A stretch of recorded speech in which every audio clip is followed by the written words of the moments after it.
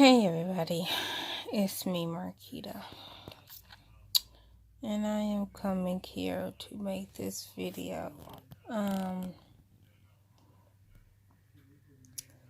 It's kind of a serious video, I was gonna say kinda not, but it is. It's not about me. I just want to basically make this video, show my support for Furious Pete. If y'all don't know who he is, hold on guys, I think I got something in my nose. Hold on. Okay guys, I'm back.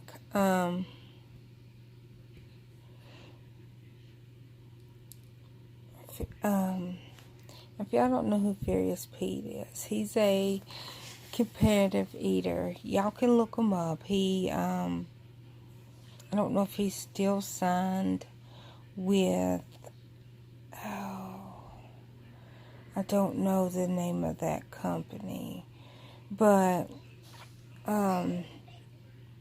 he's a competitive eater, and y'all probably seen, if y'all don't know who he is, y'all probably seen his meme going around of when he ate that burrito, and then that girl says, "Can you eat, the P word like that?" And anyway, that was Pete that ate it fast, and he's known for his competitive eating. If y'all don't know who he is, great guy. He's, I think, probably like 32 now. Anyways, I'm making this video just because he got some bad news. And I feel like, oh yeah, my tongue's blue. I was like, why is my tongue a little blue? I feel like his case is sort of like one of them, whatever will go wrong, or whatever could go wrong will go wrong. And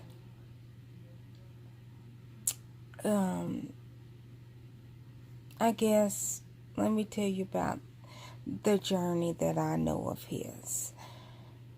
He survived anorexia. And I know you're probably like, what? He was very bad anorexia. He's an only child, and both of his parents got sick. And the stress of him, and I mean, he got this on his page in one of his story times. He was saying the stress of him thinking that I'm gonna have to bury my parents because it's just him. He has no siblings. And his parents were older parents, like when he was born. I think they were like 50, in their 50s when he was born. And so he was like, I have nobody. Like, yes, I have aunts, I have uncles, I have cousins. But if my parents die, and I think he was like 16, 17 at this time, he was like, I'm going to have to take care of everything. And that's a lot put on me at such a young age. So he felt like, I can't control that. I need something that I can control.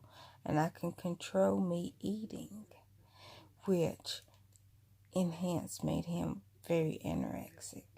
I think he said his lowest weight, I want to say 89, but it might have been like 80 pounds. Anyways, he said that he was so weak that he couldn't even walk.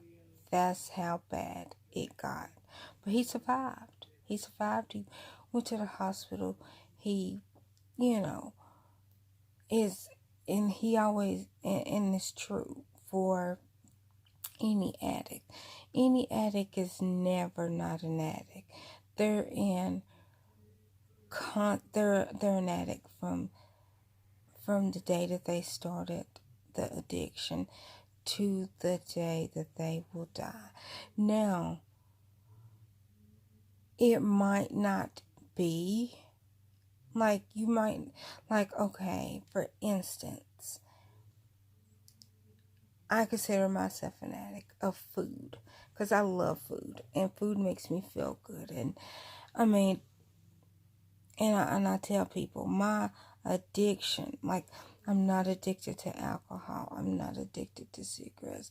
I'm not addicted to any illegal drugs, any pills, or any of that.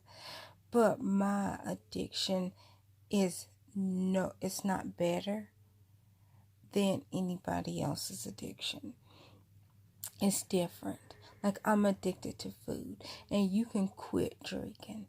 You can quit smoking. You can quit doing drugs, pills, or whatever, but you can't quit eating. And so it's different. So my addiction, I have to sometimes, and this is, and like, my struggle since 2010 has gotten better. What's that? Come on now. It has gotten better. Because, like, I don't be like, okay, what am I gonna eat today? Like, well, okay, I do, but not the way that I used to. Now I'm thinking, okay, my teeth are bad. What can I eat today that my teeth will allow me to eat? That's now my mindset since 2016, because I had double brain surgery 2015. So I've been going through this with my teeth since 2016, and they slowly getting worse. So that's what I think about now. But before then, when I had, all my teeth, and my teeth were good and all that, the first thing I thought from sun up, sun down is, what's going to make me feel good today? What am I going to eat that is going to satisfy not my hunger, but my feelings? So I do understand that, and it is a work in progress. So me saying that he survived anorexia, he is still surviving anorexia. Because it's an everyday process. He has to, when he don't feel good, he still has to eat, because, like he says, it's easy to not eat. And he'd be like, okay, well, I'm not going to eat breakfast. Then lunch comes. I was too busy to eat lunch. Dinner comes. I'm too tired to eat dinner. And then there you went. A whole day of not eating. So, I totally, and I mean, he explains it in his video. But so, he survived anorexia, or surviving. I'm sorry, I don't want to keep saying he survived. He is surviving anorexia. And then they found a mass in his testicle. I think it was his left one. They found a mass in his left testicle. And I don't remember if they biopsied it or what they did, but anyways, it was cancerous and they had to remove it.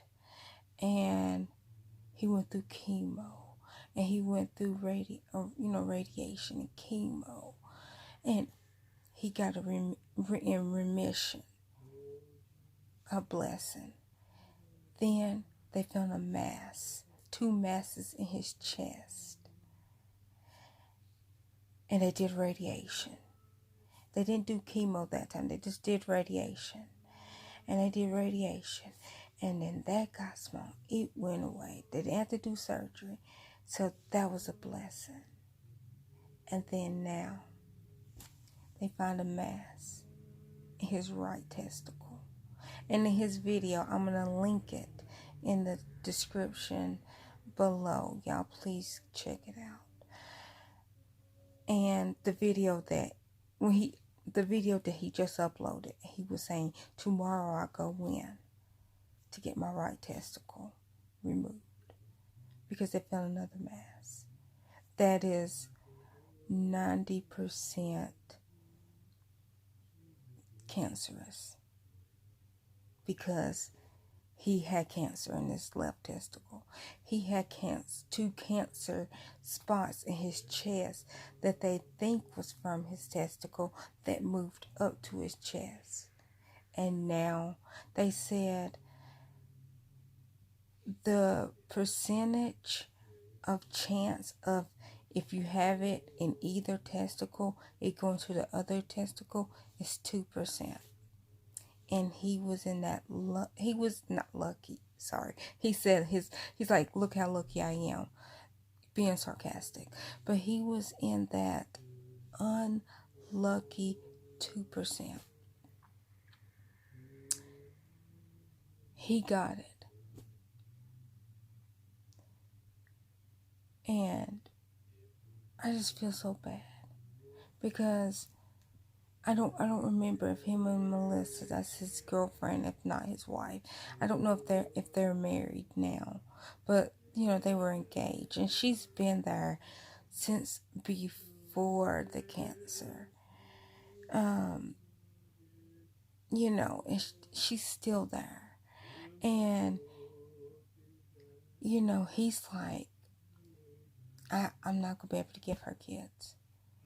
And I mean, they got some members from him from before he had his first testicle removed. So he has some frozen, his little members. But that's, wonder if them are not good. Wonder if they're not good enough when they're unthawed to give her a baby. And then that means with his parents being in their 70s now, close to 80s, because I think he's 32. So if not in their 80s right now, he's their only child. So their generation is done. And see, I think about stuff like that because what if I never have a birth child? And what if my brother never has a birth child? My daddy's generation is gone because me and my brother is my daddy's only kids. And my brother's 13. I don't want him to have a baby anytime soon. But let's say he gets 18, 20, 35 like me and never have kids. Then with me and him being his only kid. You know, because when my brother's 35, I'm going to be 52. Because I'm 22 years older than him. I think that's how much I'll be. No, I'm 22 years older than Coda. That's my little brother. So I think about things like that. And I think about Bunny. If y'all know who Bunny is, Graveyard Girl. She's her parents' only kid. And so I think about things like that. And I think that's why I want a birth child. Just so that my daddy's generation is not done. Because my mama has me and my sister. And, you know, my sister has kids. Obviously, I have 2 of them. So, with that, and then my sister's daddy has older kids, so his generation is not dead, and my mama's generation is not dead because she got me and my sister. But if I don't have any kids and Coda don't have any kids, my daddy's generation is dead. But this is not about me. I'm making this, and I was wondering if y'all could just please go over, if y'all are praying people, if y'all have a religion, or if y'all are spiritual, religious, or whatever, can you please just go over to his page. Like I said, I'm gonna link his video in my description below. Can y'all just please go over and pray for him? Pray that this round of chemo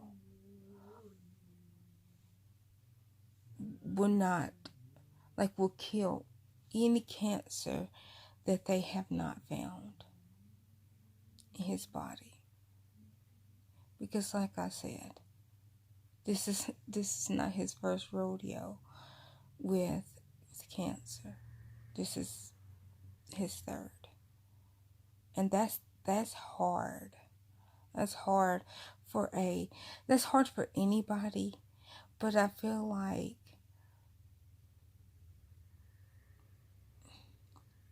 I feel like it keep coming back on him. It's not fair. Because yes, he's a competitive eater, but he also is very healthy. He works out. He eats right.